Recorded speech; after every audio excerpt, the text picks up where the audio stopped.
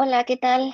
Buenos días a todos y a todas. Gracias por estar conectados a través de la cuenta de YouTube de la Facultad de Derecho y Ciencias Sociales. Una disculpa por el retraso, tuvimos problemas técnicos, pero ya se resolvieron. Y bueno, siguiendo un poco las presentaciones con relación al seminario de actualización virtual sobre derechos humanos y relaciones internacionales, coordinado por la Maestría en Relaciones Internacionales y Derechos Humanos, pues tenemos el gran honor de que nos acompañe hoy la doctora Natalia Saltalamaki Sicardi, quien nos va a presentar la conferencia Derechos Humanos y Política Exterior. Y bueno, antes de iniciar, me gustaría leer un poco sobre su CV para que la conozcamos y también dar partida a la presentación. Y bueno, la doctora es profesora del Instituto Tecnológico Autónoma de México desde el 2004. Ha sido directora de la licenciatura en Relaciones Internacionales en el ITAM, así como directora del Centro de Estudios y Programas Interamericanos. Forma parte del Sistema Nacional de Investigadores como investigadora nacional nivel 1. Entre 2015 y 2018 se desempeñó como directora general del Instituto Matías Romero de la Secretaría de Relaciones Exteriores y fue una de las vicepresidentas de la Asociación Mexicana de Estudios Internacionales. Es doctora por la Universidad Complutense de Madrid, obtuvo el grado de maestría por Hopkins perdón, University y es egresada de la licenciatura en Relaciones Internacionales del ITAM. Es autora y editora del libro México y el multilateralismo del siglo XXI, junto con Olga Péricer y Guadalupe González. Y coordinó junto con Ana Covarrubias los derechos humanos y la política exterior, 6 casos latinoamericanos, entre otros libros. Ha colaborado con artículos para revistas académicas y capítulos de libro sobre temas relacionados con derechos humanos de la política internacional, regionalismo y multilateralismo. Desde el 2006 forma parte del Consejo de Redacción de la revista Foreign Affairs Latinoamérica y actualmente es profesora colaboradora externa de la Maestría en Relaciones Internacionales y Derechos Humanos de la Benemérita Universidad Autónoma de Puebla.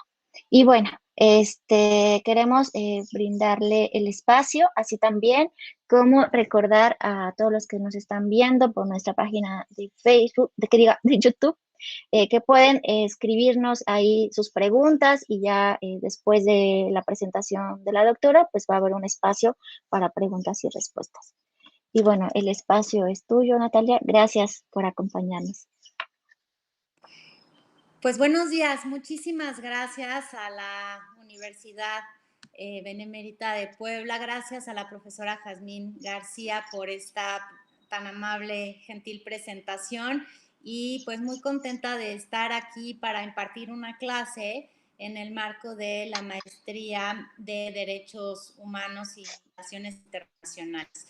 La plática, o más bien esta es una clase, está pensada como una clase sobre cómo podemos analizar la política exterior en materia de derechos humanos y qué ha pasado en este sentido en nuestro país. Mi idea es hacer primero una parte conceptual para la cual me voy a apoyar en un PowerPoint y después quisiera hacer referencia a estas categorías pues para entender qué es lo que ha sucedido en México y una referencia final a los 2 años y medio de gobierno del presidente López Obrador en su política exterior en materia de derechos humanos. Entonces, lo primero que hay que decir, por favor hay que cambiar el slide, es que la política exterior es una política pública, ¿no? Y está diseñada y ejecutada por el gobierno de un país con el propósito de relacionarse con otros actores internacionales para la defensa y promoción del interés nacional. Es decir, a diferencia de las relaciones internacionales de México, la política exterior de México es un quehacer gubernamental y un poco la idea es entender cuál es el interés, cómo se define el interés nacional en materia de derechos humanos cuando analizamos una política de este corte. Todos los países del mundo tienen una política exterior en materia de derechos humanos, no se pueden escapar de eso. ¿Por qué? porque como ustedes saben, dado que están en esta maestría, desde la posguerra, desde 1945, se elaboró un gran entramado institucional internacional que hace que todos los países de alguna u otra manera tengan que lidiar, ¿no?, con instituciones de carácter universal, a veces de carácter regional, y pues ningún Estado puede abstraerse verdaderamente de este asunto. Entonces, lo que vale la pena para mí es mandar señales sobre cómo es el mapa de análisis de determinada política exterior, cuáles son las categorías conceptuales que nos ayudan a ordenar los datos y a pensarlos. Para eso yo creo que es necesario entender cuáles son las vías que se pueden utilizar y por el otro lado, cuáles son los objetivos que se pueden perseguir en una política exterior en materia de derechos humanos. Así que voy a hacer estas dos cuestiones. La primera, y ahí está una diapositiva de PowerPoint para poder ordenar esta exposición, sería hablar de cuáles son los ámbitos de esa política exterior.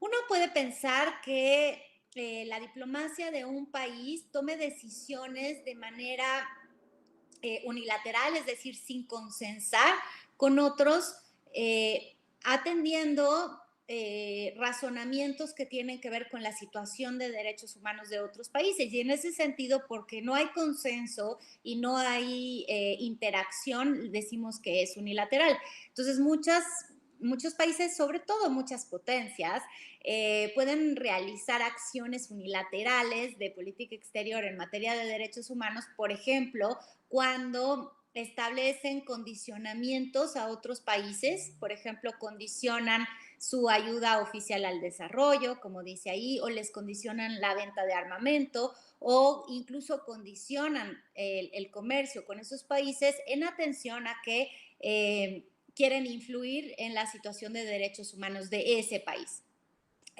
Justamente las sanciones, por ejemplo, las sanciones económicas, forman parte de ese tipo de herramientas.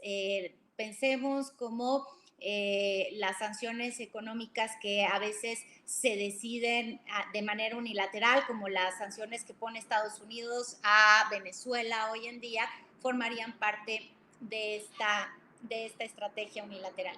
Y esto sí hay que decirlo, no solo las grandes potencias tienen políticas exteriores unilaterales en materia de derechos humanos, a veces también esto pasa en las relaciones sur-sur. Y sin ir más lejos, yo citaría el caso de cuando México rompió relaciones diplomáticas, lo cual es una suerte de sanción diplomática, ¿no? Con el gobierno de Pinochet en 1973 o con el gobierno de Somoza en 1979, y la razón explícita que dio el gobierno, que dieron los gobiernos de México en ese momento, tenía que ver con que veían una violación grave y sistemática de los derechos humanos en esos países. Entonces también existe este ámbito de acción en las relaciones sur-sur. Luego existe la política de derechos humanos que se juega en el ámbito bilateral y tiene que ver con cuando dos estados o más, cuando dos o más estados, pero acá, perdón, hablando de bilateral, cuando dos estados se ponen de acuerdo en conversar sobre la materia. Este es un clásico del diálogo político que se da en ciertos marcos. México, por ejemplo, tiene un acuerdo global con la Unión Europea que incluye diálogo político. Y una parte muy importante del diálogo político es que tanto México como su contraparte europea analizan los asuntos de derechos humanos en ambos lados del Atlántico. Antes pasaba que los europeos analizaban sobre todo los derechos humanos en México, era bastante asimétrico, pero ahora creo que hay una relación más de simetría pues porque creo que nuestro país cobró más confianza en este tipo de diálogos y, por ejemplo, los europeos tienen enormes problemas en términos de discriminación, ¿no? Tienen enormes problemas en términos del trato de los derechos humanos de migrantes, entonces existe este diálogo político y ese es un ámbito bilateral cuando las dos partes piensan que es valioso establecer esta interacción en materia de derechos humanos. Finalmente, tenemos el ámbito que me parece a mí que es el más transversal, el que realmente nadie puede, como decía yo, subtraerse a él, que es el ámbito multilateral, ¿no? Ustedes saben que existe un régimen o sea, parto del supuesto que estando en la maestría conocen perfectamente el régimen global de derechos humanos que está centrado en Naciones Unidas, que tiene una serie de instituciones como el Consejo de Derechos Humanos, como, que es intergubernamental, como el Alto Comisionado de Naciones Unidas para los Derechos Humanos, donde hoy en día Michelle Bachelet es la que preside. Y, a ver, un segundo, perdón.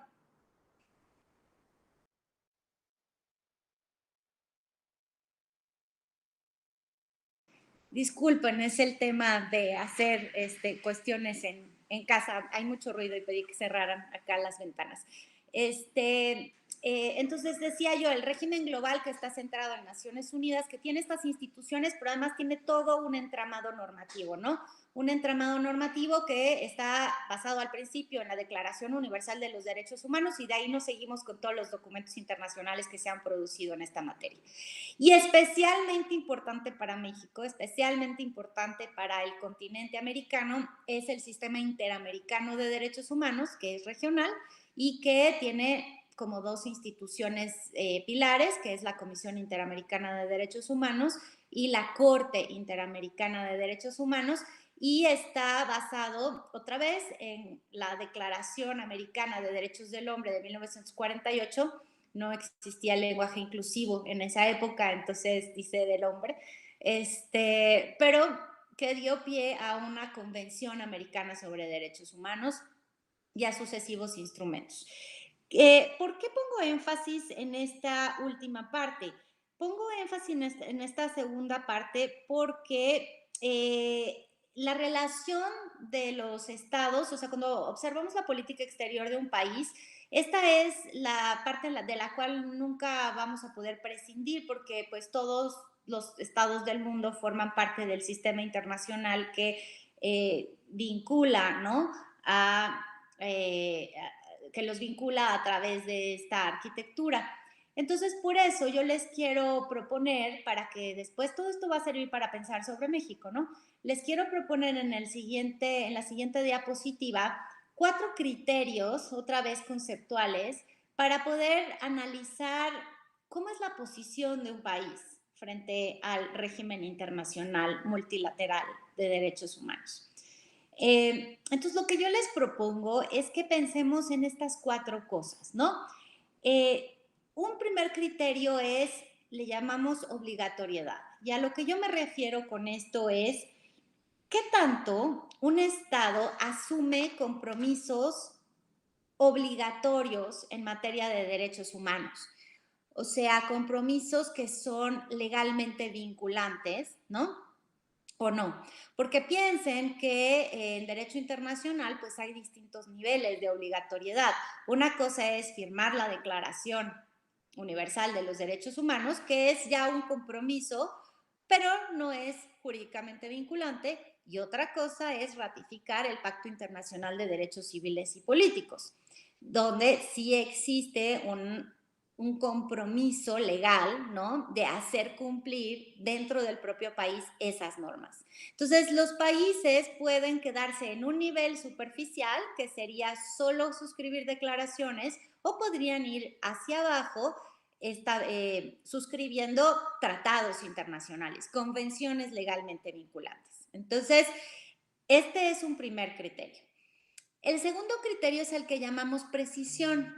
Entonces, ¿qué tanto un Estado, como el mexicano o cualquier otro, está dispuesto a participar en que los instrumentos legales de derechos humanos sean precisos, es decir, tengan una codificación más acabada?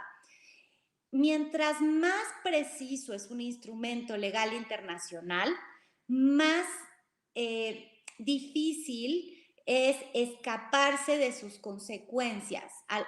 Quiero decir, no es lo mismo que, por ejemplo, la Declaración Universal de los Derechos Humanos hable del derecho a la integridad corporal, a que tengamos una convención en contra de la tortura, los tratos crueles e inhumanos, porque lo primero está enunciado de manera demasiado general. Entonces, ¿qué se entiende por integridad corporal? Puede quedar la duda.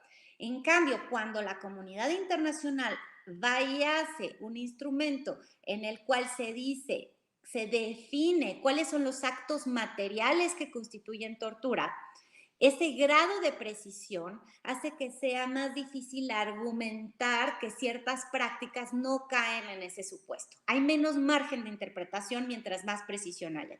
Entonces, un Estado que está bien, que está comprometido, digamos, con los derechos humanos, tenderá a apoyar más precisión en los instrumentos internacionales de derechos humanos. ¿De acuerdo?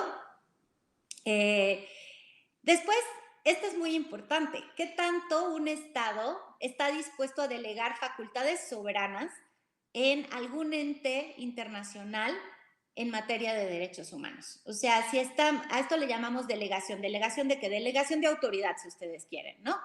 Entonces, vean la definición que les puse ahí.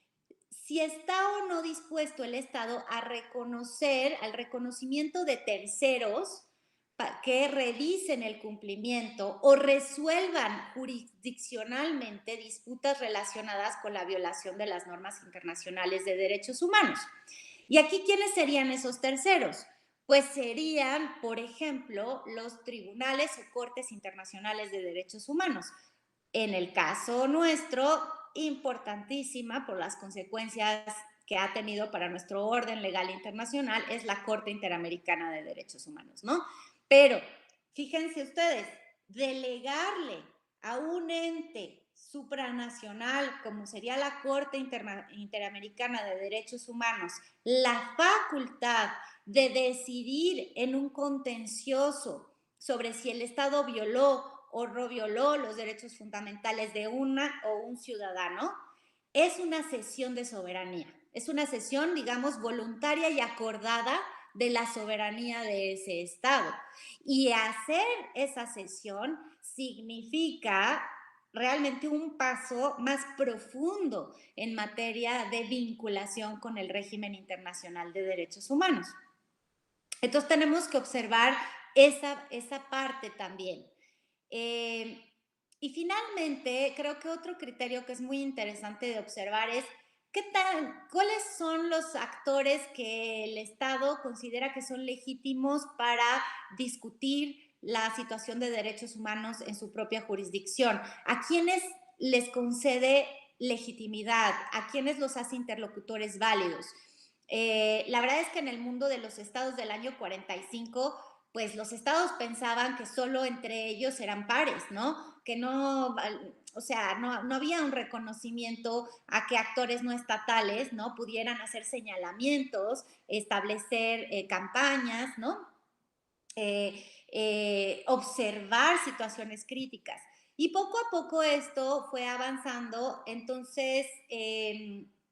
¿qué es lo que se considera legítimo? Nos habla también de un grado de aceptación o no de la expansión de interés, o sea, de aceptar que esto es del legítimo interés de todos, ¿no?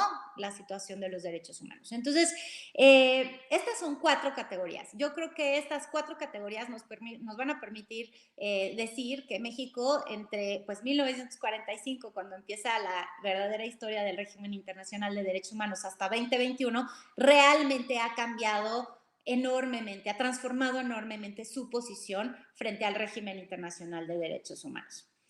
Bueno, entonces eso está apuntado. Ahora, una parte conceptual última adicional, que sería nuestra siguiente lámina. ¿Para qué hacemos política exterior en materia de derechos humanos? ¿Cuáles pueden ser los objetivos de la política exterior en materia de derechos humanos? Yo creo que es bueno ordenarnos y pensar que hay 2 conjuntos de objetivos. Se hace política exterior en materia de derechos humanos, tanto porque eso tiene algo que ver con la situación del propio país, como también cuando se está pensando en la situación de otros países. Entonces, déjenme referirme, como está ahí en el slide, al primer conjunto. Simplificando, hay 2 razones, objetivos. Es decir, yo les decía, la política exterior es la defensa y la promoción del interés nacional. Entonces, ¿cuál es el interés nacional de un país en materia, cómo lo define en materia de derechos humanos? Y hay veces que los estados creen que el interés nacional es ocultar sus problemas de derechos humanos, ¿no? Y hacen política exterior para defenderse del sistema multilateral de derechos humanos o para defenderse de las críticas o sanciones que pueden venir de otros países porque tienen una situación de derechos humanos que no es, digamos, aceptable. Entonces, estas posiciones defensivas son interesantes porque, a ver, ¿por qué las dictaduras latinoamericanas de los años 70 tenían siempre el interés de estar presentes en la Comisión de Derechos Humanos de Naciones Unidas? La extinta comisión, como ustedes saben, la comisión justo por estos temas se deshizo y en 2006 fue sustituida por el Consejo de Derechos Humanos de Naciones Unidas. Pero, a ver, lo que yo les quería recordar es, las dictaduras latinoamericanas consistentemente querían formar parte de la Comisión de Derechos Humanos de Naciones Unidas. ¿Cuál era el objetivo allí? El objetivo no era avanzar la agenda de los derechos humanos en el mundo. El objetivo era estar presentes ahí para defenderse, porque pues hay este dictum, ¿no? De si no te sientas a la mesa, eres parte del menú. Y entonces, esta era una situación por la cual preferían tener voz, ¿no? Y voto en esos organismos. Pero entonces, claro, se desvirtuaba, ¿no? Toda la discusión, porque toda la discusión entonces estaba generada con el propósito de que no hubieran consecuencias. Por otro lado, habría que decir que también existe la agenda positiva. Cuando los países hacen política exterior de materia de derechos humanos y participan en estas instituciones internacionales y las empoderan y ponen su diplomacia al servicio de fortalecerlas, porque observan que este entramado internacional puede ser útil para evitar situaciones graves de violaciones sistemáticas de derechos humanos en el propio país. O sea, esto es lo contrario al punto que yo había mencionado, ¿no? Entonces, muchas de las políticas exteriores, sobre todo les diría justamente de los países latinoamericanos en los años 80 y 90, después de la transición democrática, tiene que ver con fortalecer ese entramado, darles facultades, poner a funcionarios que sean buenos y capaces, darle dinero a estas instituciones, hacer más instrumentos internacionales, porque pensaban que ese marco podía evitar volver al pasado autoritario, ¿no? O sea, ayudaría a volver al pasado autoritario. Entonces, este es otro de los objetivos, ¿no? De la política exterior. Y después, podríamos decir que más allá de si hay temor o no de una reversión autoritaria, yo creo que este es el tercero es el objetivo que México tiene desde el siglo XXI, que es que se considera que fortalecer la política exterior multilateral nos permite mejorar nuestra propia situación, ¿no? O sea, que hay una contribución de ese marco internacional para mejorar los resultados en nuestro propio país. Todo esto es hacer política exterior para que sea como un boomerang, de alguna manera, ¿no? O sea, uno trabaja en un marco hacia afuera para fortalecer lo que tiene adentro. Pero también puede ser que la política exterior esté dirigida hacia otros países.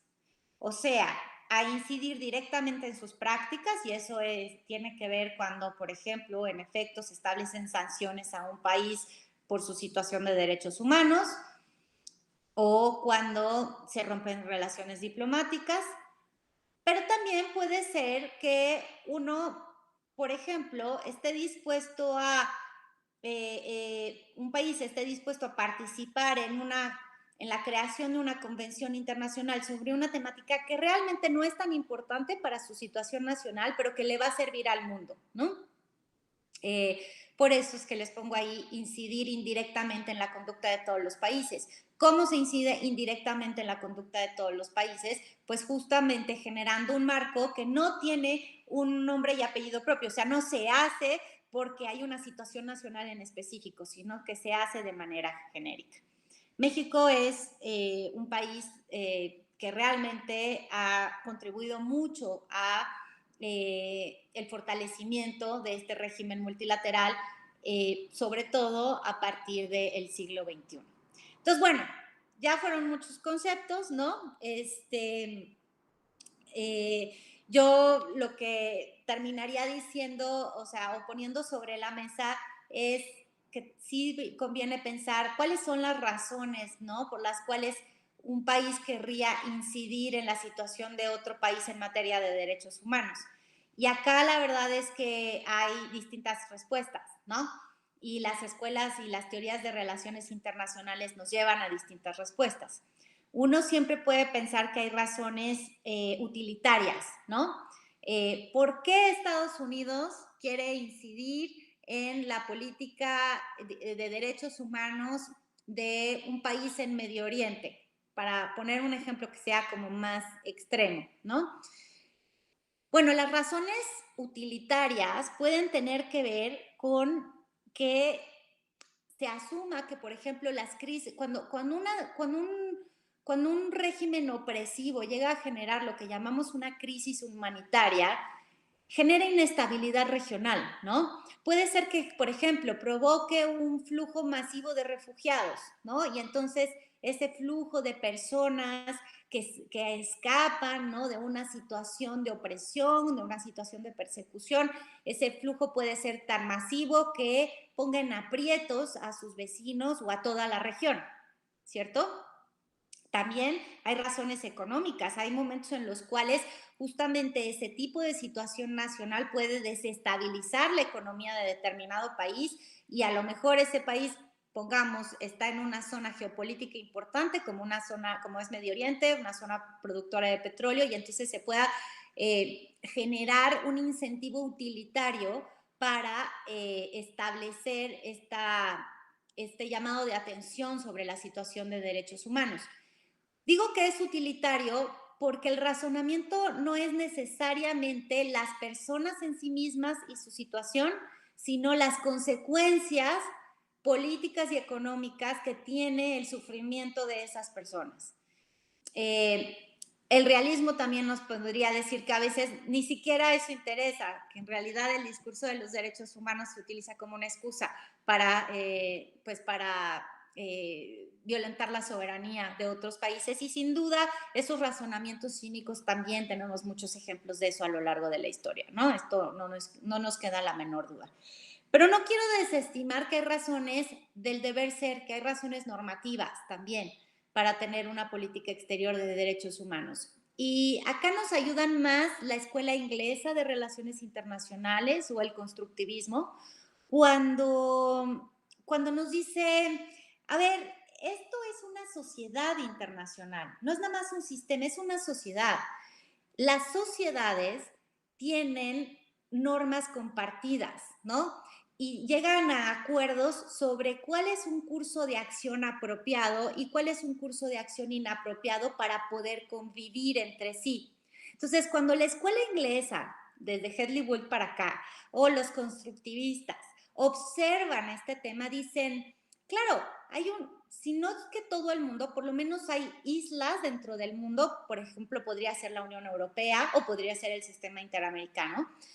Hay espacios donde lo que hay es una sociedad de estados que necesitan tener algunas definiciones en común sobre cuál es lo apropiado en el ejercicio del poder público frente a los ciudadanos. Y en la medida en la cual este conjunto de normas de convivencia, como podrían ser los derechos fundamentales, se vulneran en un miembro de esta sociedad, se corre el riesgo de que esas normas también se vean debilitadas en el propio país, porque justamente tenemos conexiones transnacionales, tenemos conexiones en términos de la difusión transnacional de ideas. Entonces, una vez que, por ejemplo, hay un golpe de Estado en un país, puede haber un efecto dominó y además lo hemos visto en la historia. O sea, esta idea es muy recurrente en relaciones internacionales, los efectos de contagio o los efectos de transmisión, ¿no? Como un golpe de Estado de repente habilita normativamente golpes de Estado en países vecinos. Y el contrario también, una transición democrática exitosa alienta transiciones democráticas en países vecinos. Entonces, no están perdidos cuando hablan de que hay razones normativas por las cuales nos tendría que interesar cómo está la situación de los derechos humanos en países por lo menos vecinos o que forman parte de nuestra comunidad de pertenencia más cercana, porque puede tener efectos en nuestra propia sociedad también, ¿no? Desde el punto de vista del terreno de las ideas. Entonces, no es ocioso preocuparse sobre los derechos humanos en Venezuela, porque Venezuela forma parte de la comunidad latinoamericana y lo que pasa allí le pasa en primera línea, lo más importante les pasa a los venezolanos desde luego, y eso es el interés radical, pero también puedes pensar en que hay una necesidad de no convalidar, ¿no? Situaciones en las cuales se rompan las normas de convivencia. En este caso, si el país, como creo que el nuestro lo hace, suscribe el catálogo de derechos fundamentales como normas de convivencia importantes, pues interesa, ¿no?, llamar la atención cuando se infringen. ¿De acuerdo? Entonces, nada más resumiendo este punto, porque sí me parece bien importante, porque un país tendría una política exterior de derechos humanos frente a otro país en lo individual, no en el entramado multilateral, sino en lo individual. Bueno, razones utilitarias, ¿no?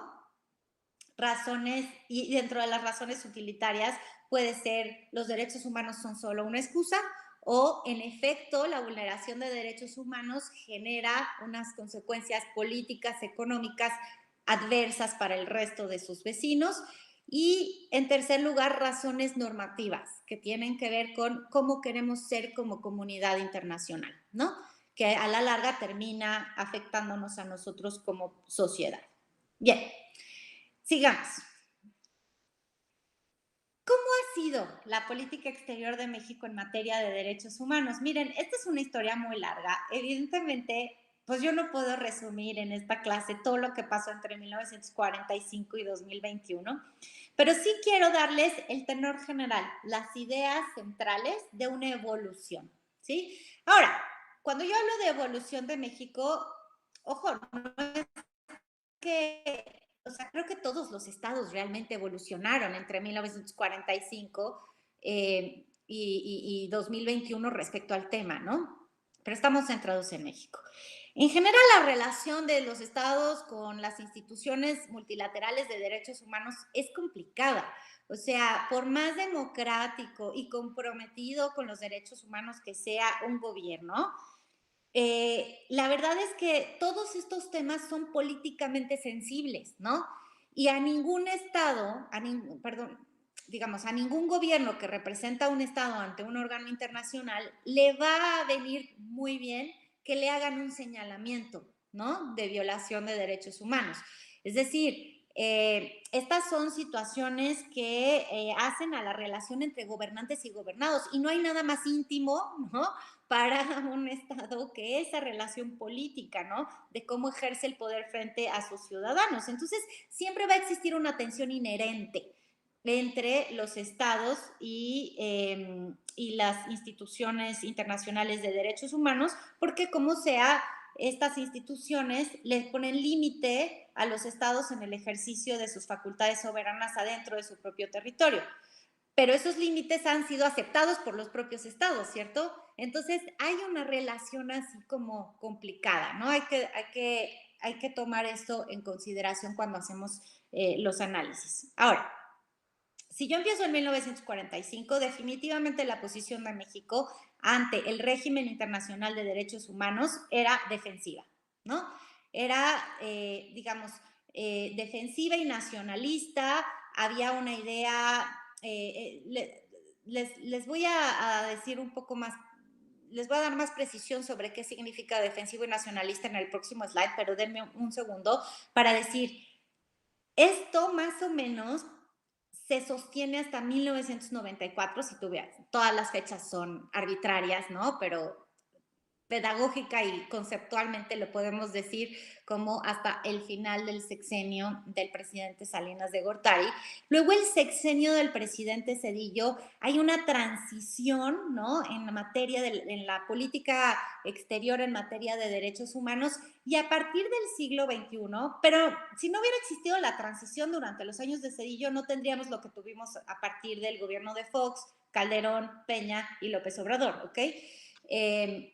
Pero a partir de ahí yo la califico como una política exterior que es propositiva, que es internacionalista, no nacionalista, y que mayormente habla de un compromiso de México con ese régimen multilateral de derechos humanos. Entonces ya sé, todo esto son unas afirmaciones que habría que sustentar, ¿no? Y les digo, no me puedo ir al detalle, pero sí México sí se fue involucrando gradualmente con ese régimen internacional, y la verdad es que sí al principio costó mucho trabajo llegar al punto de que se comprometiera verdaderamente, pero hacia finales de los años 90 y más claramente a principios del milenio, México sí asumió que los derechos humanos iban a ser una parte fundamental de su política exterior, que habría, ¿me regalan la siguiente diapositiva? Que habría una posición constructiva, una relación de colaboración con los organismos internacionales, que México estaría abierto al escrutinio internacional en materia de derechos humanos. Y yo rápidamente diría, ¿por qué asumió esta posición el Estado mexicano? Nuevamente, la cosa siempre es más compleja, pero lo voy a simplificar diciendo, todo esto tiene que ver con el proceso de democratización interna, ¿no? O sea, el hecho de pasar de un régimen de partido hegemónico que gradualmente, ¿no? Va a transformarse y va a generar mayor pluralidad política, mayores libertades ejercidas, y que la democratización del país me parece que fue importante para que existiera menos temor de mostrarse hacia afuera en términos de la situación de derechos humanos del país. Y en segundo lugar, también creo que jugó mucho la globalización y los avances en la comunicación, porque la verdad es que pues es imposible ya el ocultamiento, ¿no? De lo que pasa dentro de los países. Piensen ustedes en Ayotzinapa, ¿no? La tragedia que vivimos en 2014 con la desaparición de 43 maestros normalistas ahí en Ayotzinapa. Bueno, no pasaron ni 4 días cuando eso estaba ya en todas las planas mayores del mundo, y las organizaciones no gubernamentales nacionales y las internacionales hicieron campañas en todas las capitales, ¿no? Del mundo. O sea, lo que quiero decir es que aquello que sucede en un lugar aislado de Guerrero en México ya no está ni aislado ni es lejano. Puede llegar en tiempo real, ¿no? A todas las partes del mundo. Eso, desde luego, no pasaba cuando Rosendo Radilla desapareció en Guerrero, ¿no?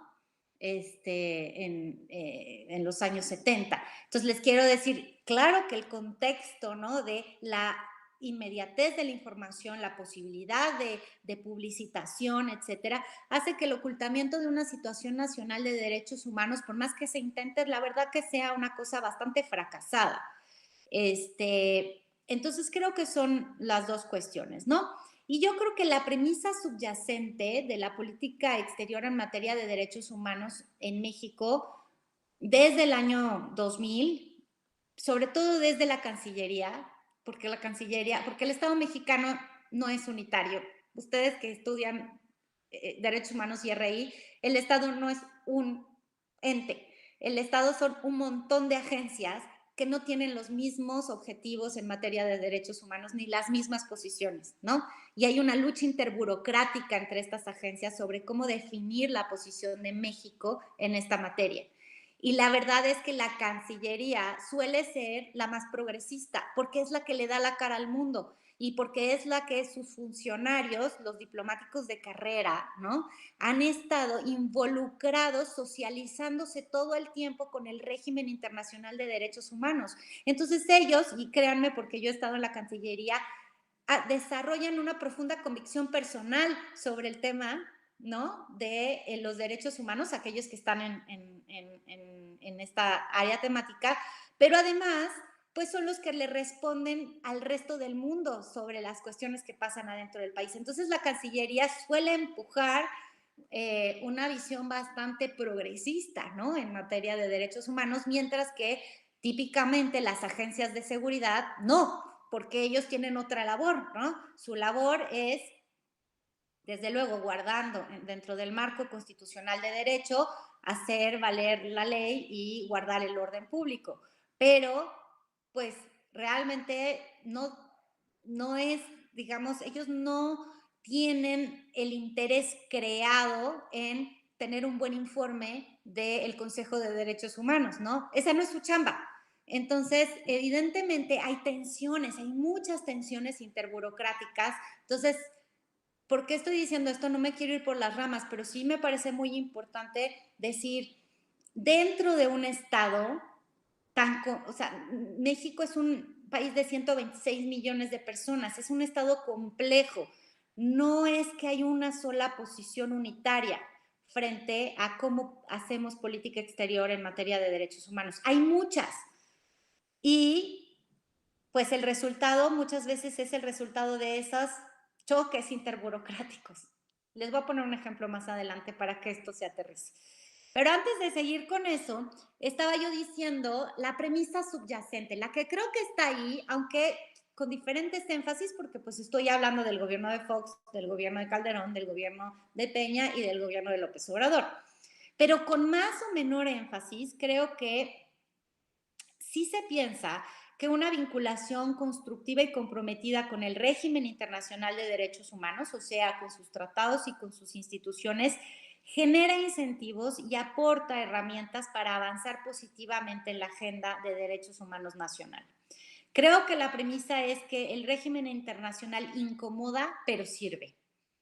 Y que le sirve a aquellas partes del Estado que sí están muy interesados en esta agenda y tienen que romper inercias en contrario adentro del propio país. Creo que se apoyan en la existencia de, bueno, pero es que estamos vinculados internacionalmente, ¿no? En el discurso nacional. Y les sirve muchísimo a los ciudadanos y a las ONGs de derechos humanos que esto exista. Porque no es lo mismo decirle al Estado mexicano, mira, es que estás vulnerando la ley o incluso la Constitución, a decir, y además estás vulnerando una convención internacional. Y esto es muy interesante porque cuando uno empieza a observar durante el siglo XXI las sentencias de la Corte Suprema de Justicia de México, incluso la de otros tribunales como el Tribunal Electoral de la Federación, ¿no? El Tribunal Judicial Electoral de la Federación, en sus sentencias empiezan a citar como base de sus resoluciones la normativa y los instrumentos internacionales de derechos humanos, ¿no? O sea, se incorporan, ¿no? Todos estos elementos a la procuración de justicia a nivel nacional. Entonces, decirles, creo que México sí está muy imbuido en este régimen internacional de derechos humanos, no solo porque es un ratificador en serie, o sea, ratificamos ya todos los documentos posibles, no solo porque está abierto a, por ejemplo, hay una invitación abierta, cualquier relator de Naciones Unidas que quiera venir a México tiene una invitación abierta, o sea, lo que tiene que, ese es un posicionamiento de México, ¿no? Lo que tiene que hacer es solicitar esa visita, ¿no? Pero existe ese posicionamiento. Cualquier ONG internacional, Amnistía Internacional, Human Rights Watch y tal, que quiera venir a México a hacer un trabajo de observación de campo, va a tener chance de hacerlo. Y les digo que esto no siempre fue así, ¿eh? Cuando, no sé, para no irme muy lejos, cuando vino el movimiento zapatista y varias ONGs internacionales de derechos humanos se dejaron venir a Chiapas, el gobierno de México empezó a negarles la entrada. Y eso era 1994, 95, ¿no? Cuando sucedió la masacre de Acteal, empezaron a pedir visas especiales para los defensores de derechos humanos extranjeros.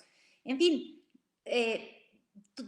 o sea, lo digo porque para que no demos por sentado que siempre tiene que haber una invitación abierta, ¿no? Y que no demos por sentado que la relación con las ONGs internacionales de derechos humanos es esta de apertura al escrutinio. Además es una apertura en la cual de todas maneras hay tensión, ¿no? La verdad es que sí hay tensión. Y siempre va a haber tensión, eso es lo que quiero también transmitir. No hay manera de que no haya tensión cuando alguien te viene a vigilar y a ponerte los puntos sobre las sillas, ¿no? Entonces, bueno, repasando nada más rápidamente este cuadro que yo les tengo aquí, yo creo que ya dije la distinción, ¿no? Del objetivo general, así puesto de manera muy general, entre lo que pasaba antes y lo que pasa a partir del siglo XXI. El objetivo general antes era sobre todo evitar las críticas, ¿no? O sea, como mantener aislado al país en esta materia. Y hoy en día es lo que está afuera incomoda, pero sirve y vamos a usarlo, ¿no? Aparte de que es inevitable, porque ya no podemos, tampoco aunque quisiéramos, ¿no? Evitar que la información fluya, ¿no? Segundo, que antes el Estado mexicano, pues ustedes lo saben, ¿no? Los principios de política exterior. Y entonces, ¿cuál es el principio más importante de la diplomacia mexicana? Defender el principio de la no intervención. Y desde luego, con sobrados y buenos motivos, defendíamos y defendemos el principio de no intervención. Hemos sido objeto de tantas intervenciones, ¿no? A lo largo del siglo XIX, a principios del XX. Pero entonces había esta idea de hay que mantener, o sea, lo de afuera lastima, siempre. Entonces, la no intervención va por delante. Y yo creo que se evoluciona a decir, sí, desde luego la no intervención en asuntos políticos es importante, pero con la salvedad de la situación de los derechos humanos. De hecho, la Constitución se reforma en 2011, ¿no? ¿Se acuerdan? La famosa reforma en materia de derechos humanos, en donde el artículo 89 constitucional, donde se establecen los principios de política exterior, se introduce el principio de defensa y promoción de los derechos humanos, ¿no?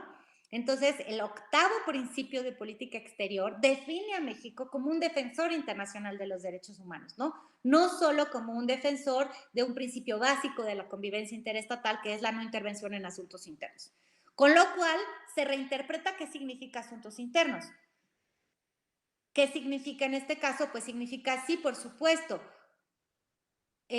nadie debería de pronunciarse, ¿no? Sobre las polémicas internas, pero si hay una violación grave de derechos humanos, eso no se considera ya un asunto interno, ¿no? Se considera de interés legítimo de la comunidad internacional.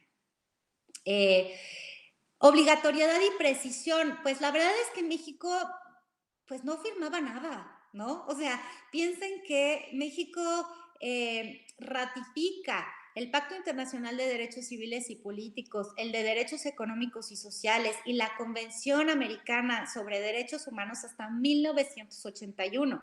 Y estos documentos se habían negociado desde 1969, ¿no? Y habían estado en vigor desde 1966, perdón. Entonces, México es uno de los países que más tarda en ratificar estos documentos internacionales de derechos humanos, porque hay resistencia, ¿no? En cambio, ahora vemos a un México que pone sobre la mesa propuestas sobre cuáles son las convenciones de derechos humanos que falta por hacer. El nivel de delegación me parece fundamental. Rechazo absoluto y total, ¿no? Por el principio de soberanía y de no intervención, a que un tercero pudiera decidir en materia de derechos humanos que el Estado era responsable. Y de repente, en 1998, y esto hay que hacerle honor al gobierno de Zedillo, porque así fue, en 1998 se rompe esta tendencia y México reconoce la competencia contenciosa de la Corte Interamericana de Derechos Humanos. Y eso es crucial, ¿no? O sea, esto sí es un cambio de actitud crucial. Y también se van a reconocer, y ahorita vamos a ver algunas de las cosas que se han hecho en este sexenio, la competencia de los comités de ciertos órganos de tratados de Naciones Unidas para también recibir peticiones individuales. No tienen capacidad jurisdiccional como tiene una corte, pero sí pueden hacer investigación. O sea, se reconoce que vengan unos de allá afuera, que son expertos, acá adentro, a hacer investigaciones sobre un asunto individual.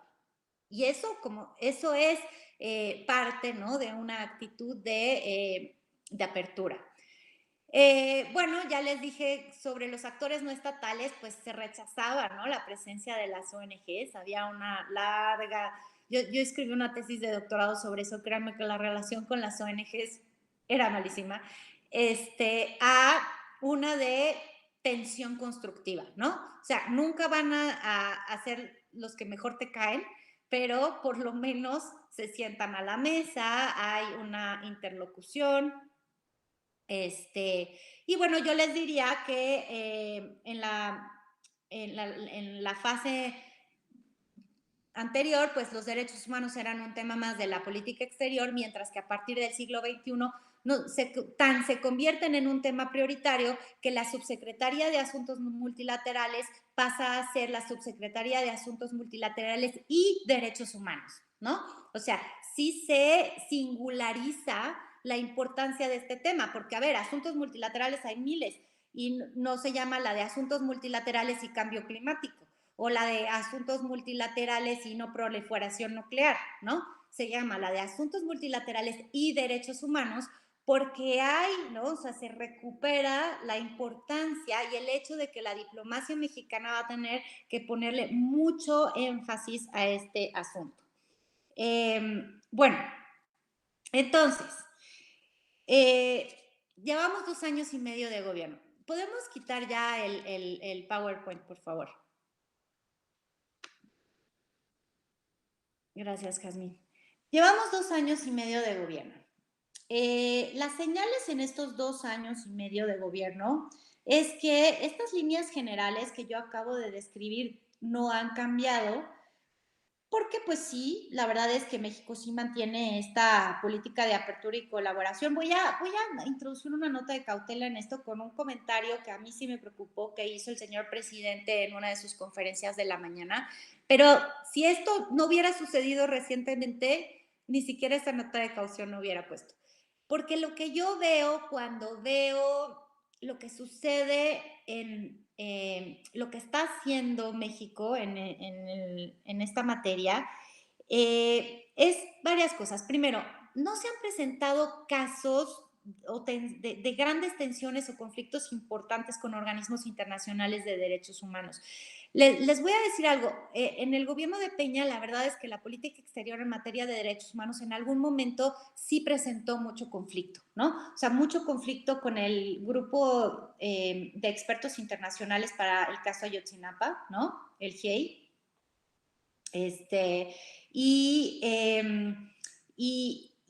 y digamos que hubo, aunque no se modificó toda esta tendencia, sí hubo una sensación de hemos estado demasiado expuestos y vamos a exponernos menos. Y en cambio arranca este sexenio y yo lo que veo es que eso no ha sucedido. Ahora, se rinden regularmente los informes ante los comités y ante las instancias especializadas. La invitación a relatores sigue abierta. Quiero decirles que es cierto que no hemos tenido visitas de relatores o de grupos de trabajo de Naciones Unidas, pero también hay que tomar en consideración la pandemia. Yo fui a revisar la información puntual y, bueno, hay registros de solicitudes, por ejemplo, quiere venir a México la relatoría para desplazados internos y también quiere venir a México la relatoría para la trata de personas. Y el Estado mexicano aceptó, e incluso se pusieron fechas, pero pues desde marzo de 2020 estamos en pandemia, entonces pues todo esto se ha pospuesto, ¿no? Entonces pues yo daría el beneficio de la duda diciendo pues que sí se mantiene esta política de apertura a las relatorías. También se ha tratado como de innovar en una parte que tiene que ver con promover la agenda de derechos humanos de las mujeres. Ustedes habrán escuchado que la Cancillería habla de una política exterior feminista y esto lo que quiere decir es, la verdad, algo que, para ser sinceros, ya venía sucediendo desde antes, que es que México en las negociaciones internacionales pusiera el tema de género como transversal a todos los otros asuntos. Por ejemplo, si estamos negociando los objetivos de desarrollo sostenible, ¿no? México pone la posición de sí, pero además ver el impacto diferenciado de la pobreza en las mujeres que en los hombres, ¿no? O sea, que la perspectiva de género se incorpore transversalmente en las discusiones de derechos humanos es algo que México ya traía desde antes, pero ahora pues se hace como más visible por esto que se llama política exterior feminista. Y a mí me parece muy bien que exista esto, la verdad, no solo por la agenda hacia afuera, sino por la agenda hacia adentro. Porque ustedes claramente pueden ver que existe un grado de inconsistencia entre que México tenga una política exterior feminista y el poder ejecutivo hacia adentro del país no esté muy convencido de la agenda feminista. Pero de alguna manera el hecho de que, otra vez, el Estado es complejo, que una de las agencias del Estado mexicano hable de esta agenda y se comprometa hacia afuera, genera un boomerang que nos termina sirviendo hacia adentro. Las palabras no son gratis. A veces parece que hablar de algo puede ser inocuo y no. Las palabras terminan vinculándote, ¿no? Y entonces yo les diría, por ejemplo, ha sido útil para la propia Cancillería, porque si tienes una política exterior feminista y hay un caso de acoso sexual adentro de la Cancillería, pues evidentemente va a tener una importancia su resolución que antes no necesariamente tenía. Entonces, son ejemplos, ¿no? De cómo se hacen boomerangs. Yo hago política exterior hacia afuera porque parece que quiero impactar, o no, no parece, quiero impactar el entramado internacional, pero en la medida que hago eso, se me revierte hacia adentro y entonces los colectivos feministas pueden invocar lo que México dice afuera para que sea consistente adentro, ¿no? Por eso no es banal que exista la política exterior feminista, más allá de la inconsistencia. Y también quiero referirme a iniciativas específicas que han existido para colaborar con el régimen internacional de derechos humanos para avanzar algunas cosas que sí son de interés de este gobierno. El gobierno en esta materia empezó, o sea, en materia de política exterior de derechos humanos, empezó con un paso decidido sobre Ayotzinapa, ¿no? O sea, fue, digamos, lo más notable que se hizo al inicio y que continúa, que fue establecer una relación distinta a la del gobierno del presidente Peña con la Comisión Interamericana de Derechos Humanos en este caso, y se recordará que, el GIEI, ¿no? Había presentado un informe final sobre el caso Ayotzinapa, su informe final, que era muy crítico a las investigaciones del Estado mexicano, ¿no? Y que sobre todo ponía en duda la conclusión más importante de ese caso, que era aquella del basurero de Cocula, ¿no? O sea, el GIEI sí dice, no vemos, ¿no?, que esto realmente esté fuera de toda duda razonable y hay líneas de investigación que no han seguido. Eso decía el informe. Pero ya no se renovó el mandato del GIEI cuando el gobierno directamente al subsecretario Encinas, ¿no? Y bueno, como ustedes saben, se creó la Comisión de la Verdad por decreto presidencial y se inicia, ¿no?, con esta comisión una nueva etapa de colaboración y recientemente dieron también algunos avances, ¿no?, sobre hallazgos de ADN en esa zona, ¿no? Pero con toda la idea de que el GIEI apoye técnicamente todas las líneas de investigación que se reabrieron porque parecían insuficientes. Entonces, a mí esto me parece interesante porque es un caso muy importante de desaparición forzada de personas que puso en entredicho yo creo que puso en crisis al gobierno del presidente Peña, ¿no? y también puso en crisis la imagen de México en materia de derechos humanos. Entonces, que se haya retomado y que se haya hecho esta estrategia de colaboración desde muy temprano en el gobierno, pues es interesante o sea, apoya el punto que les digo, el sistema internacional incomoda pero sirve, ¿no? Entonces hay que usarlo, hay que usarlo. También hay que decir, entre otras cosas, a este gobierno le tocó presentar, ¿cómo voy de tiempo, Jazmín? Porque todavía tendría yo otros 10 minutos. Sí, sí, sí, está bien. ¿Sí? A este gobierno le tocó presentar el informe cuatrienal que México presenta ante el Consejo de Derechos Humanos de Naciones Unidas, que se llama Examen Periódico Universal, el EPU, ¿no? Y pues esto es en cumplimiento pues de sus obligaciones. Cada 4 años y medio se tienen que presentar todos los países y hasta ahora México lleva 3, ¿no? Revisiones. En marzo de 2019 se adoptó allí el informe final sobre México, pero claro, a este gobierno le tocó, ¿no?, representar a México, pero el periodo que se estaba observando era pues del gobierno anterior. Entonces, estas cosas suelen suceder, o sea, digamos, la tendencia del gobierno mexicano en esa presentación fue aceptar casi todas las recomendaciones de derechos humanos que le emitió el Consejo de Derechos Humanos. Además, cuando ustedes ven el discurso, la actitud y todo de la delegación mexicana frente al Consejo fue impecable, ¿no? Y esto a mí me alegra mucho. Al mismo tiempo, pues también hay que tomar en cuenta la parte política.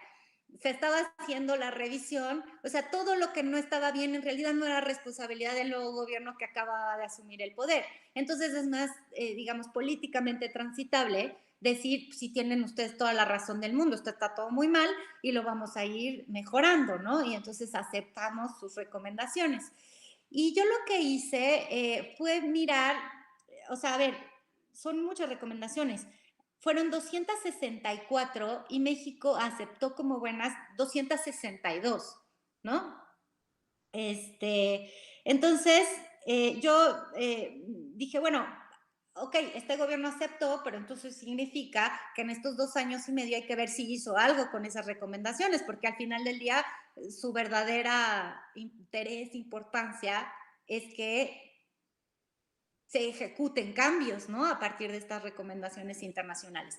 Entonces, yo hice la revisión de algunas que a mí me parecieron las más importantes y la verdad es que hay buenas, malas y regulares noticias en este caso.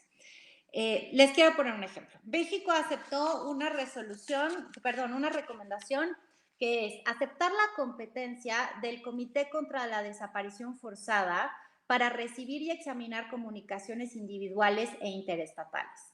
¿Qué es el Comité contra la Desaparición Forzada? Es el órgano del Tratado de la Convención de Naciones Unidas contra la Desaparición Forzada, de la cual formamos parte, ¿verdad? Ese comité, digamos, para que pueda ese comité recibir peticiones individuales, por ejemplo, si una madre de familia tiene a su hijo desaparecido y no encuentra remedio, ¿no? O sea, nadie le da respuestas a nivel nacional, puede ponerse en contacto con este comité y decirle, aquí está mi caso. Y ese comité, si encuentra que hay información suficiente, podría, si México reconoce su competencia, decirle, Estado mexicano, tengo este caso con esta información, te solicito la posibilidad de investigar el caso y además, sobre todo, te solicito información, ¿no?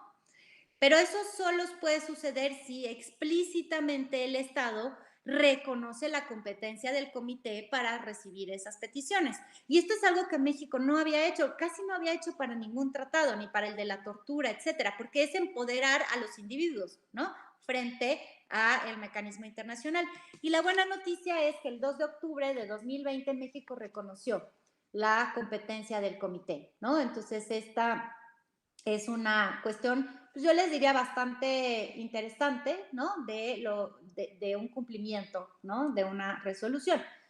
Otra, otra recomendación, ratificar el convenio sobre las trabajadoras y los trabajadores domésticos, o sea, el convenio número 189 de la OIT.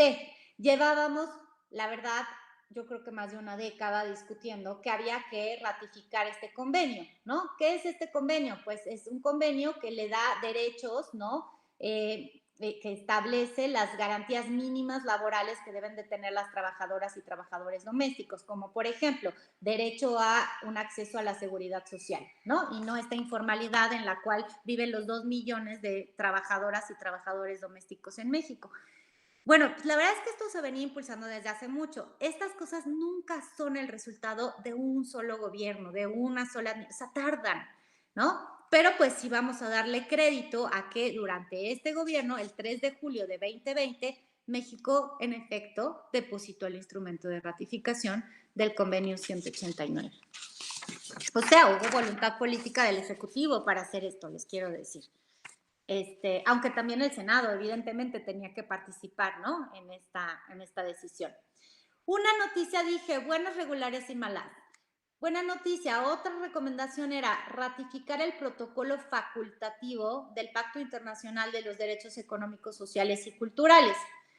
Esto es algo que las ONGs de derechos humanos mexicanas, que se encargan, por ejemplo, de los temas de el derecho a la salud o el derecho, ¿no? Derechos económicos y sociales, o el derecho al agua, al acceso al agua, han venido insistiendo, ¿no? En que se haga.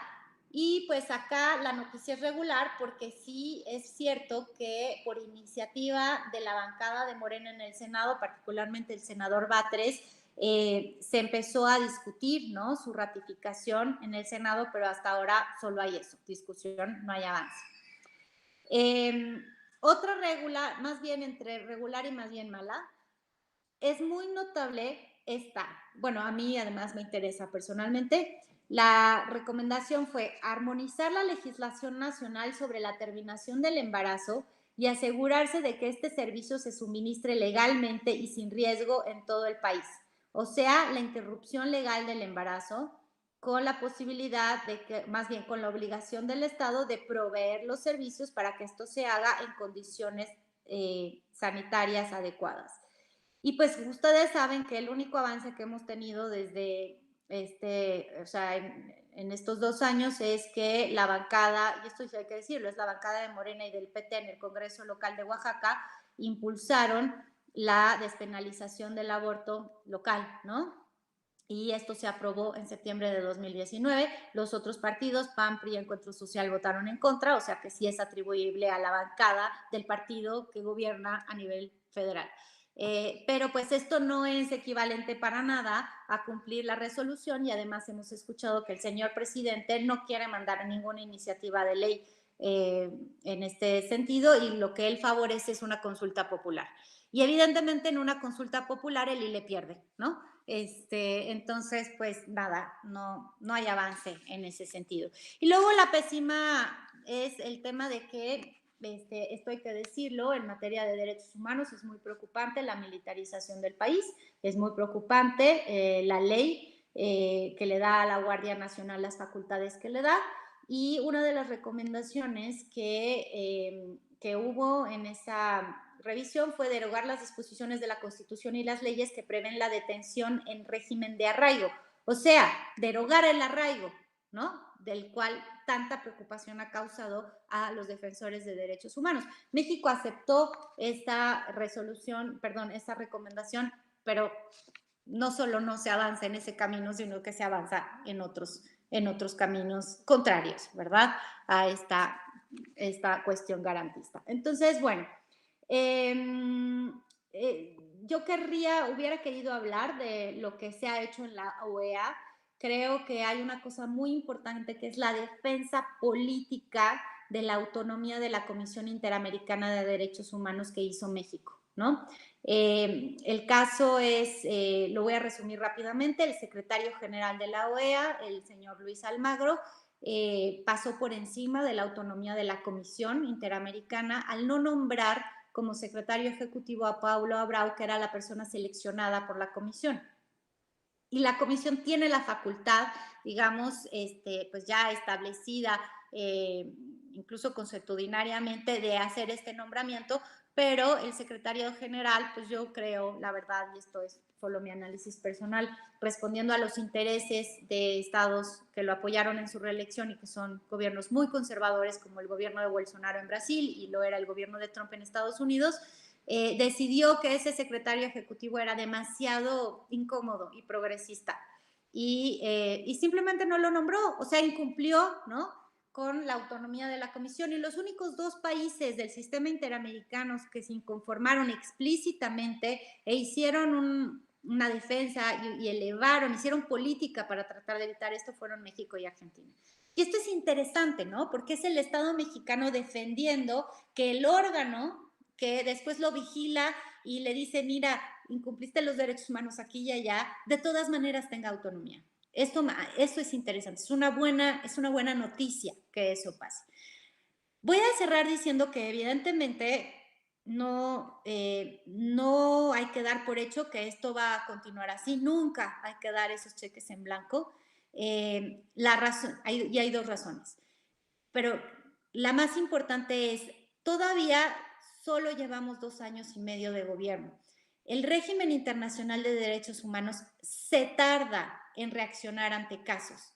Y claro, hasta ahora los casos en los que México ha colaborado, se ha allanado, no sé, el caso Atenco y tal, pues han sido casos de otros gobiernos. Y como yo les decía, pues es más fácil, ¿no?, ser un gran colaborador del sistema internacional de derechos humanos cuando tú no tienes la responsabilidad política de lo que sucedió. Al mismo tiempo, no siempre es tan fácil, porque si las Fuerzas Armadas están involucradas, estas siguen ahí permanentes porque es una parte del Estado mexicano.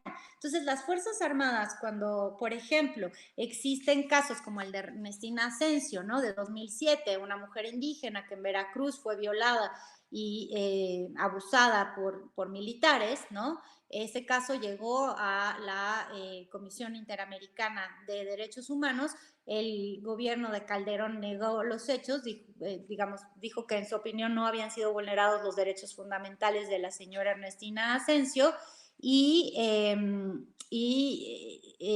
ahora, ¿no?, hubo una reunión el año pasado, a finales del año pasado, donde la Comisión Interamericana le preguntó al Estado mexicano, ¿esta va a ser la posición de negación? Porque si no, o sea, vamos a tener que seguir con el caso, quizá, ¿no?, enviarlo a la Corte.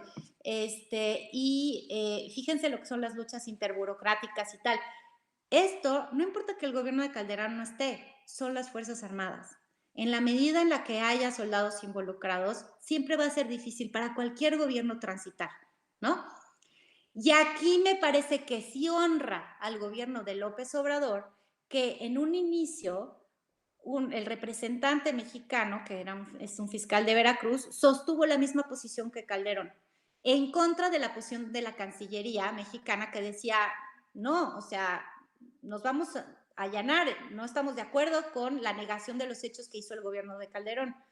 Esto llegó al señor presidente y él dio la instrucción al subsecretario Encinas de rectificar y de volver a abrir el caso en Veracruz, ¿no? A pesar de que las Fuerzas Armadas estén involucradas. Entonces, les quiero decir, todo esto siempre hay una ida, una vuelta, una tensión que se disuelve, pero que avanza. Es un paso adelante, uno atrás, dos adelante, uno atrás. Ahora, en la medida en la cual lleguen cada vez más casos de este periodo sexenal a estos foros, vamos a medir el verdadero compromiso de apertura, ¿no? Porque eso es lo verdaderamente crítico. Y esto ya sucedió, el primero, yo tengo ubicado como el primero, con un caso de ejecución extrajudicial en Tamaulipas, ¿no?, en Nuevo Laredo, Tamaulipas, del 3 de julio de 2020, donde en un enfrentamiento entre las Fuerzas Armadas y civiles armados, las Fuerzas Armadas presuntamente llevaron a cabo una ejecución extrajudicial de una persona que estaba atada de manos, con lo cual es un ajusticiamiento, ¿no? Es una ejecución extrajudicial. Y inmediatamente el Alto Comisionado de Naciones Unidas para los Derechos Humanos solicitó al gobierno de México información sobre esto. Realizó el Alto Comisionado, hablando de apertura, una visita de campo, ¿no?, a Nuevo Laredo para recabar información sobre este caso y también otros de desapariciones forzadas que la verdad que Tamaulipas lastima, duele Tamaulipas en términos de las violaciones de derechos humanos que ocurren en ese territorio. En fin, han sucedido allí también muchos casos de desapariciones forzadas. Entonces, el Alto Comisionado de Naciones Unidas inició investigación y lo que les quiero decir es que esto ya sucedió, ¿no?, en este gobierno. Y bueno, este gobierno mandó una señal positiva permitiendo al Alto Comisionado hacer su visita. También mandó una señal positiva cuando se llevaron a cabo audiencias ya en Nuevo Laredo para vincular a proceso a miembros de la CEMAR que están acusados de desaparición forzada de personas entre enero y mayo de 2018. Pero lo cierto es que la reacción del señor presidente en la conferencia mañanera del 24 de marzo a mí sí me preocupó, porque cuando se le preguntó sobre este caso de Nuevo Laredo, yo voy a decir textual lo que dijo él para que no sea una interpretación mía. Dijo, en los gobiernos anteriores se permitieron las masacres y los defensores de derechos humanos de la sociedad civil o de la llamada sociedad civil, lo que antes se conocía como pueblo, se quedaron callados ante las masacres. Incluso los organismos de la ONU, defensores de derechos humanos, de la OEA, y ahora lo que les surge es tener pretextos o excusas para señalar que somos iguales, y eso no. Bueno, yo creo que sí es preocupante que el presidente entretenga la idea de que los señalamientos de los órganos de derechos humanos internacionales tienen una connotación política que es, digamos, contraria a su gobierno, ¿no? Y me preocupa este primer señalamiento. No lo ha repetido y una golondrina no hace verano, pero yo ya aprendí que frente a estas cosas hay que poner las manos de frente bien rápido, ¿no? Porque claro que la tendencia natural va a ser a descalificar, no solo de este gobierno, de todos, ¿no? Va a ser a descalificar al que te critica, ¿no? Y al que pone los elementos sobre la mesa que incomodan. Y esto va a seguir pasando. Entonces, sí es muy importante que el señor presidente sostenga la postura de apertura y de otorgarle, digamos, dignidad al trabajo de los órganos internacionales de derechos humanos y de las ONGs de derechos humanos. Creo que esto es muy importante porque se puede no estar de acuerdo con esos órganos o con esas ONGs, pero se les tiene que otorgar, digamos, la credibilidad, la legitimidad y la dignidad de su trabajo. Esta es la única manera de realmente avanzar. Entonces, ojalá, ¿verdad?, que este tipo de posicionamiento pues no sea una tendencia, sino que haya sido solo restringido a ese caso y a ese momento. También tengo que decir, por otro lado, en la parte sustantiva, que es que después de que se le hizo este planteamiento al señor presidente, él instruyó al subsecretario Encinas para que se reuniera con los padres del muchacho y llegaron a una serie de acuerdos de seguimiento, ¿no?, sobre este caso. Es decir, hay una parte sustantiva que también avanza frente a esto. En fin, ahí lo dejo, Jazmín. Espero haber sido clara y lo suficientemente abarcadora del tema que teníamos hoy, que es, pues nada, los derechos humanos en la política exterior de México. Y muchas gracias a todos por escucharme y por su atención. No, pues muchas gracias, Natalia. Realmente muy enriquecedor todo lo que nos platicas y prácticamente fue una clase, que eso es, y con ejemplos, ¿no? Que eso es muy, muy bueno. Pues si quieres pasamos a las preguntas. También les recordamos a nuestros auditores que estamos por YouTube para que nos puedan ahí compartir alguna pregunta o comentario. Y primero pasaríamos aquí en la sala de Meet para si alguno está o quiere preguntar o comentar. Pero quisiera iniciar un poco. Bueno, Marisol, si quieres te doy la palabra. Sí, Muchas gracias. ¿Me escuchan bien? sí, sí, sí. Perfecto. Muchas gracias, doctora Natalia. Un gusto escucharla. Soy Marisol Pérez Díaz, soy profesora de la maestría. Justo en la maestría no me toca ver estas cuestiones con los chicos, me toca revisar más cuestiones sobre migración, pero en la parte de la licenciatura en Relaciones Internacionales sí estoy directamente involucrada con el área de los derechos humanos. Entonces me pareció fabulosa su colaboración del día de hoy, puesto que ayuda muchísimo a aterrizar muchos de los inconvenientes que a veces de manera general no podemos notar claramente en este marco de los derechos humanos. Entonces, bueno, me venían muchas cosas a la cabeza. Primero, me gustaría preguntar sobre, he leído a algunos sociólogos, sobre todo en esa rama, que afirman que justo dentro del ámbito del derecho internacional de los derechos humanos, ahora algunos estados han encontrado la manera de poder darle la vuelta a las exigencias con respecto a las violaciones a derechos humanos, sobre todo de instituciones internacionales, como generando interacciones un poco amañadas, por ejemplo, con organizaciones de la sociedad civil. Entonces, sobre todo yo he leído algunos sociólogos en el área de las migraciones que justo afirman y sobre todo cuestionan a los estados en cómo también ellos han podido adaptar en esta forma del sistema internacional de los derechos humanos, justo para en algunos momentos poder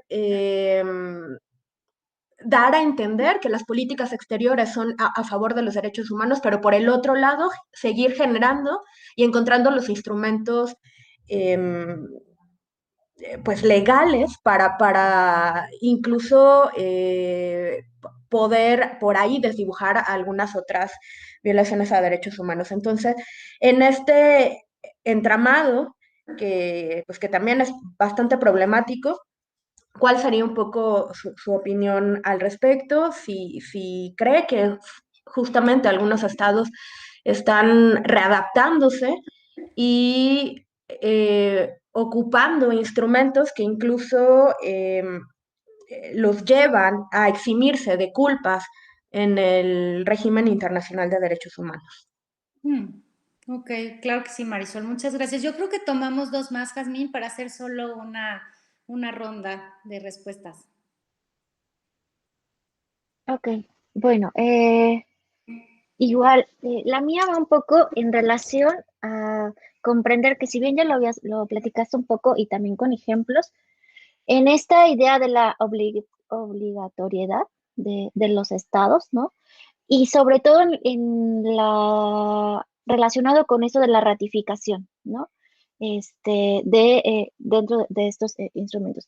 Pero ¿qué pasa cuando, si bien ya lo decías un poco que México, pues en un principio no ratificaba realmente y que recientemente, por así decirlo, lo está haciendo, pero ¿qué pasa cuando los otros estados no quieren, ya no lo hacen o no ratifican? Tienen que buscar como otras estrategias para poder continuar con esto en pro de los derechos, pero vinculado en esta idea de la bilateralidad o la multilateralidad, ¿no?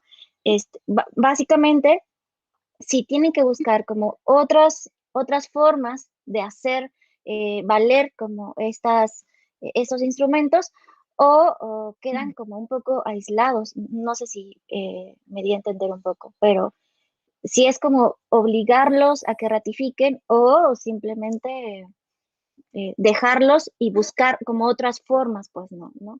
Si está afectando en esta idea de su política exterior, pero si está afectando a sus propios sujetos o en pro de los otros, ¿no? Un poco en ese sentido.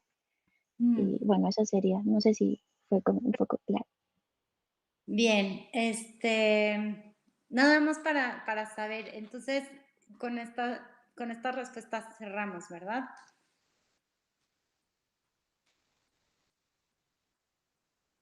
Sí, creo que alguien está escribiendo en YouTube y ya si quieres, ahorita te doy la siguiente para que puedas iniciar en esta parte.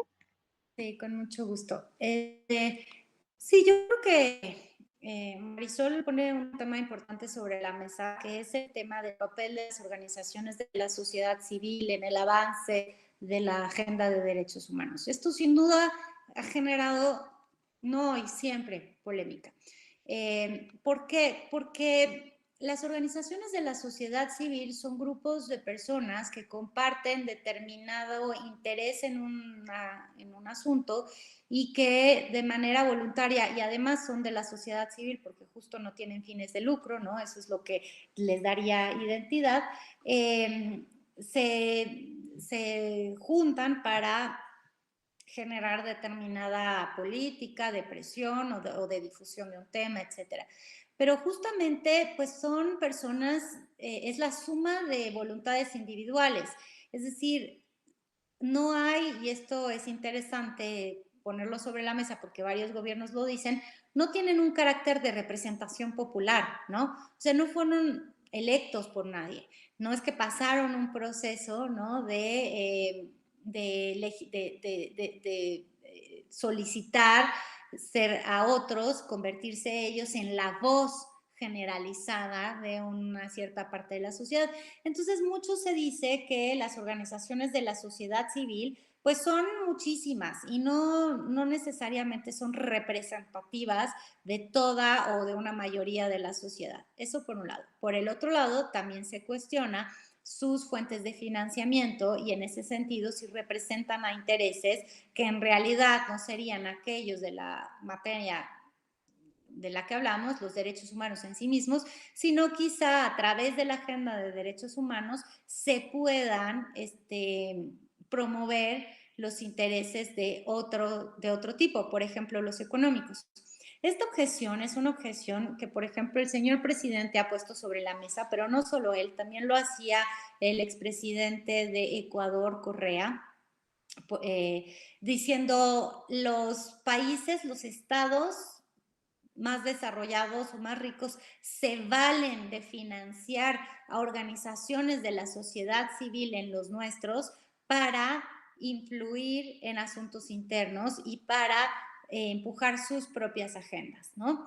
Entonces descalificaban, ¿no? Correa a las organizaciones de la sociedad civil en ese campo. Y ahora Marisol dice, hay estados que incluso pues hacen lo contrario, o sea, utilizan a las organizaciones de la sociedad civil para que, por ejemplo, les den un espaldarazo, ¿no? Den una visión positiva de su política, por ejemplo, en materia migratoria, y entonces esto los ayude a legitimar cierta posición, si entendí bien lo que quería decir Marisol. Y sí, todo eso pasa, es cierto, o sea, yo creo que está muy bien que la sociología problematice cuál es el papel de la sociedad civil en el sentido de que no, de que es diversa y de que no necesariamente siempre es el bien encarnado, ¿no? Como muchas veces se presume de manera simplista y hay organizaciones que hacen su trabajo desde el más absoluto profesionalismo. En efecto, reciben financiamientos internacionales, pero la agenda la deciden ellas y ellos. Y a veces si no recibieran financiamientos internacionales no podrían existir, esa es la verdad. En nuestros países las donaciones voluntarias a las organizaciones de la sociedad civil son bajísimas, ¿no? No existe una cultura de la filantropía donde los grandes empresarios donan a organizaciones de la sociedad civil o el ciudadano de a pie pone sus 50 pesos para ayudar a el capítulo local de Amnistía Internacional. No hay esa tradición, con lo cual la mayoría de las importantes sobrevive con base en financiamiento internacional y eso no es per se un problema, ¿no? Pero sí es cierto que así como sucede para algunas causas que estarían, digamos, en contra de las posiciones del gobierno, tienes toda la razón, Marisol, hay gobiernos que hacen lo propio, generan sus propias organizaciones de la sociedad civil, para decirlo de una manera, ¿no? En ese sentido, pues no son tan de la sociedad civil. Pero bueno, el tema es no generalizar, ¿no? Ni de un lado ni del otro, porque el territorio del que hablamos es múltiple, variado, diverso, etcétera. Pero en todo caso, en el fondo, qué interesante es como todo el tiempo cuando hablamos de la agenda de derechos humanos, siempre hay una sospecha respecto a cuál es la verdadera intención de los actores. Eso siempre está presente. Y después cuando Jazmín me planteaba, pues si otros estados no ratifican, ¿qué tan, o sea, qué pueden hacer el resto? ¿Entendí bien? Te voy a decir algo, Jazmín, yo cuando te escuchaba, lo cierto es que no sirve de mucho que los estados ratifiquen por ratificar, es decir, que hayan, en la literatura se le llama ratificación estratégica. La ratificación estratégica es cuando ratificas para salvar cara y quitarte una presión de encima, pero que en realidad no existe la intención de cumplir con la norma, ¿no? Ni de adaptar las instituciones nacionales para que se cumpla con la norma, sino que lo que quieres es como quitarte de encima a una presión de tu sociedad o de otra sociedad o de otros gobiernos, ¿no? Entonces, a mí me parece que presionar a otro Estado para que ratifique un instrumento internacional no es una buena política exterior en materia de derechos humanos, porque la ratificación solo ejerce efectos si se hace con la intención de después modificar la legislación nacional y las prácticas nacionales en consecuencia con lo que dice ese tratado. Y eso solo se logra desde una voluntad legítima, o sea, desde la voluntad de, por ejemplo, el poder legislativo que en su capacidad de representación social decide que ese instrumento internacional es valioso y lo quiere incorporar a su marco jurídico nacional. Pero si se hace con base en la presión de otros, la verdad es que la ratificación va a ser, o sea, un poco eficaz para lo que interesa, que es tener una mejor situación, ¿no?, de derechos humanos. Entonces, por eso a mí me parece que justo, pues en todo caso, ese no debería ser un objetivo, ¿no? Bien, gracias. Y bueno, las últimas tres para ir cerrando sería la primera, la importancia de la reforma del 2011 en materia de política exterior. La segunda, si podría, por favor, poner otro ejemplo sobre tensión constructiva. Y la tercera, pues, ¿cuál es la importancia de casos como Rosendo Radilla y el caso del campo algodonero en la política exterior?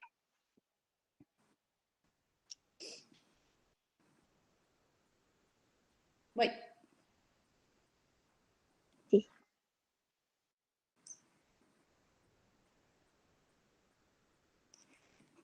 Muy bien, pues tres muy buenas preguntas. La importancia de la reforma de 2011 es que significa una revolución casi copernicana.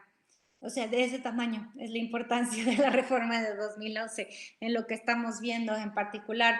O sea, por dos razones. La más importante es cuando se modifica, ¿no?, el artículo primero constitucional y se establece el principio pro persona, ¿no?, en la interpretación de las normas, ¿no?, constitucionales, y también cuando se establece, esto es muy importante para nosotros, que las normas de derechos humanos contenidas en tratados internacionales tendrán la misma jerarquía que la Constitución, ¿no? Y eso es súper importante también. Es muy importante el tema de la jerarquía normativa, porque lo que se establece es el concepto de bloque de constitucionalidad, ¿no? Entonces, incluso la propia Constitución se tiene que valorar con respecto a cómo dialoga con las normas de derechos humanos internacionales que México ha reconocido y ratificado. Y eso hace toda la diferencia en un montón de cosas. Cuando uno observa las sentencias, ¿no?, de los jueces, tanto de la Suprema Corte como los jueces hacia abajo, cuando citan a las normas internacionales de derechos humanos y les dan, ¿no?, el mismo peso, ¿no?, que la propia Constitución, pues ahí hay un cambio, yo te diría, de verdad copernicano. Y también por el otro lado es muy importante para la parte de política exterior, que sí se haya introducido, como yo mencioné, en el artículo 89 constitucional, el principio de defensa, promoción de los derechos humanos, porque en la medida en la cual de repente se dice, no, es que nuestra política es la no intervención, uno siempre, como yo, puede decir sí, pero también es la defensa y promoción de los derechos humanos, ¿no?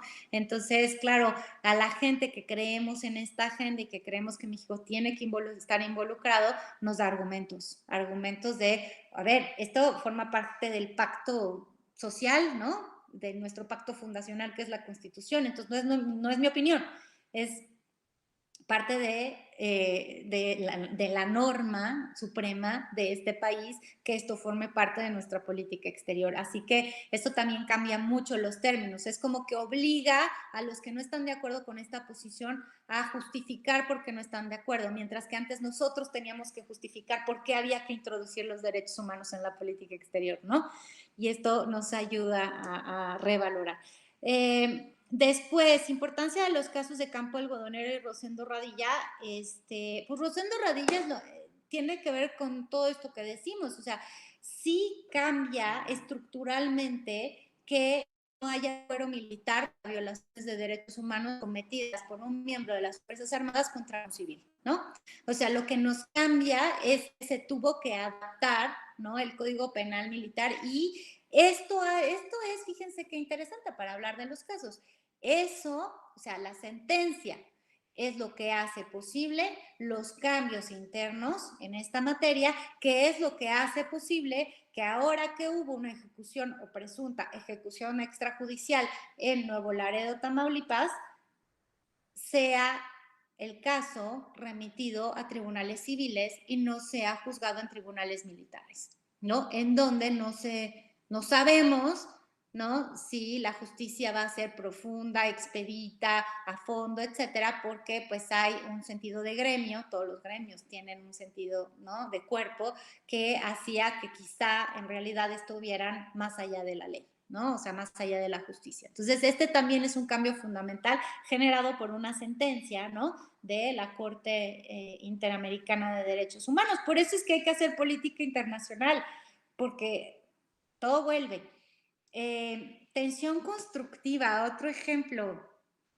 Es que mi sensación es que todo el tiempo estamos en tensión. O sea, en todo caso, la tensión siempre está y la podemos adjetivar, ¿no?, de constructiva cuando lo que significa es que la relación se plantea en términos de te doy mi argumento, me das tu argumento, contraargumento, y se va generando a lo mejor un proceso de comunicación, si tú quieres, a la Habermas, en la cual termina resultando algo, ¿no?, positivo, o podría ser una tensión destructiva, ¿no? O sea, una tensión donde descalificas al interlocutor, le niegas veracidad o incluso le niegas la buena intención de sus dichos, ¿no?, desde el arranque, y entonces lo que se genera es el vacío, ¿no?, y la imposibilidad, ¿no?, de avanzar en la definición, ¿no?, de un caso de violación de derechos humanos o de cierta política pública, etcétera. Entonces, lo que creo es que cuando un gobierno está en automático en una posición de negación o de defensa, la atención va a ser negativa, siempre. En cambio, si un gobierno está predispuesto a decir, bueno, vamos a escuchar qué tienen que decir, ¿no?, vamos a tratar de canalizar esto, por ejemplo, generando una dirección general de vinculación con organizaciones de la sociedad civil que tiene tanto la Cancillería como evidentemente Gobernación, ¿no? Cuando hay ese posicionamiento, entonces se puede construir desde posiciones antagónicas, porque pueden existir. O sea, yo lo que quiero decir es, el conflicto no necesariamente es malo de por sí. O sea, hasta me parece que es natural que exista este conflicto, sino lo que importa es esta dinámica de conflicto, cómo se articula y qué espacios hay para que se pueda resolver de una manera en la cual pues a veces unos estarán contentos y otros no, pero que existe un marco de resolución de conflicto en la cual por lo menos se reconocen los interlocutores como dignos interlocutores, ¿no? Eso es lo que yo creo que es lo constructivo.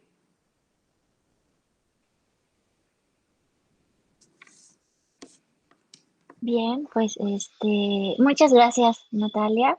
Realmente ha sido un placer escucharte y tener esta presentación.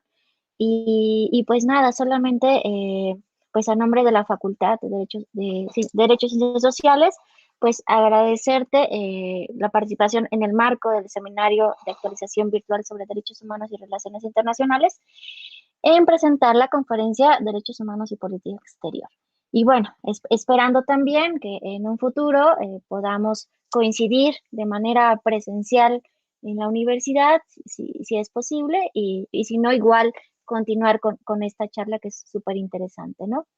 Gracias Y a usted, bueno, Jazmín, gracias pues a las autoridades, a la universidad y pues a los estudiantes que se interesan por hacer un posgrado en estos temas. A mí siempre me parecerá muy auspicioso y pues todo mi apoyo a la maestría, como sabes, porque creo que desde la academia también sembramos, ¿no?